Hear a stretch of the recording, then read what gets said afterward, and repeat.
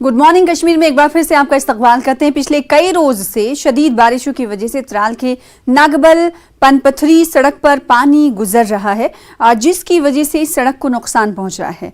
मकामी लोगों ने बताया कि अगरचे महकमे ने सड़क किनारे के आधे हिस्से तक ड्रेनेज तामीर की थी, लेकिन सड़क का बाकी हिस्से को छोड़ दिया गया, जिसकी वजह से ऊपर वाली ड्रेन का पानी सीधे सड़क से गुजर रहा है। उधर इसी सड़क पर मानछामा में चंद रोज कबल ही महकमे R&B ने मैकडम बिछाया था, लेकिन बारिश की वजह से यहां भी सड़क को नुकसान पहुंचा है।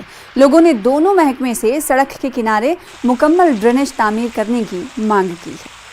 ड्रेनेज सिस्टम है वो बिल्कुल फेलियर है। आप देख सकते हैं उन्होंने ऊपर से ड्रेन बनाई, लेकिन नीचे उसका कोई फॉलो अप डायरेक्शन देनी थी कि ड्रेन कहाँ जाए, अगर पानी आया तो कहाँ जाएगा।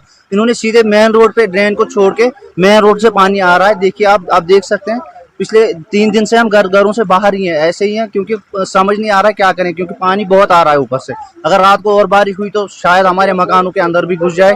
ऑलरेडी यहाँ पे बहुत डैमेज हुआ है। आप देख सकते हैं हमने ADC त्राल से भी गुजारिश की थी कि हमारा थोड़ा कोई हेल्प कहीं से कराए, लेकिन यहाँ पे सिचुएशन जूं की त्यों है। आप जो ये सड़क की हालात देख रहे हैं, पिछले साल ही इस रोड को नागबल से ब्रह्मपथरी तक तमीर किया गया था। PMGSY ने इस रोड को तमीर किया था, लेकिन ड्रेनेज सिस्टम अगरचे तमीर की गई, लेकिन आधे हिस्से तक ड्रेनेज सिस्टम तमीर की गई थी और बाकी जो हिस्सा है उसको छोड़ दिया गया है।